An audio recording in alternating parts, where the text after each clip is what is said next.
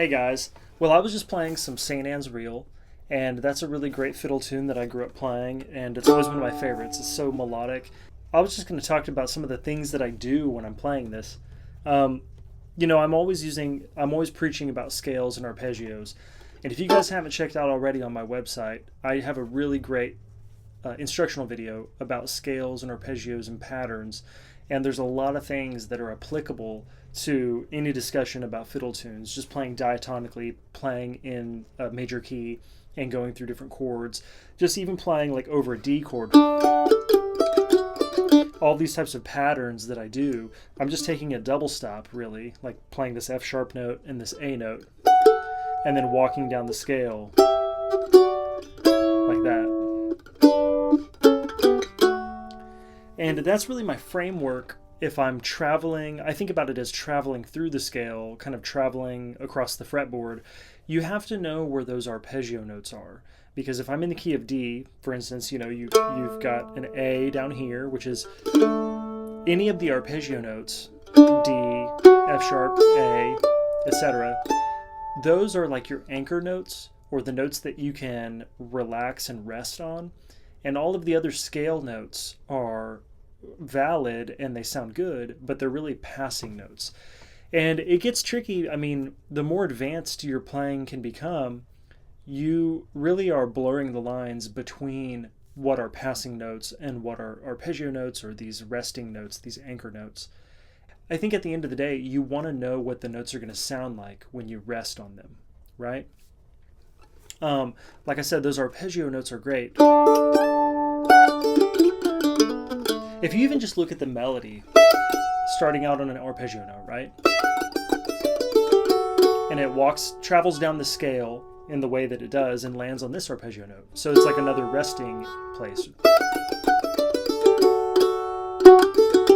And see, the melody actually changes there when it goes to that G note, it goes to a G chord, right? And it does the same thing, then it rests on A, and that takes us back to D, right? So there's so many patterns and things I do. That's why I bring up that instructional video on my website that can open your mind to all these and really get these fingerings ingrained in your understanding of the fretboard.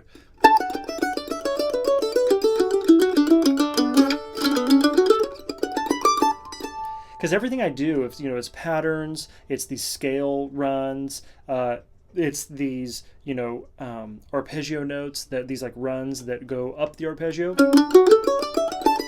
You have to know where the arpeggio is inherently, these shapes, to be able to do something like that.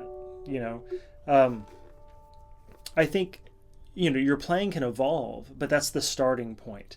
And then as it keeps evolving, like I said, you can make it more complex.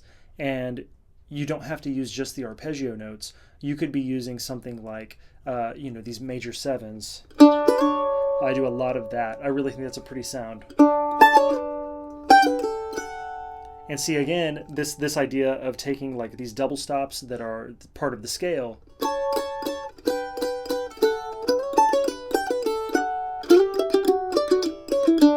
Those are so melodic and beautiful and musical. So there's so much stuff there if you just familiarize yourself with the scale.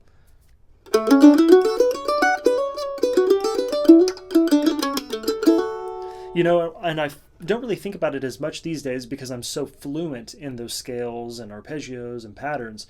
But inherently, kind of what happens if you get better at speaking that musical language, you end up coming up with these little ideas and these themes.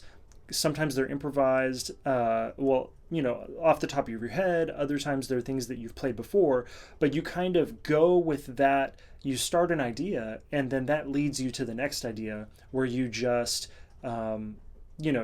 based off of something I just played, I'm inspired to play something that's kind of similar, but I'm going to follow the chord changes of the song. And then the whole time I'm kind of juggling, what are the chord changes? And then, it's going to end this A section. So now I'm going to start a new idea.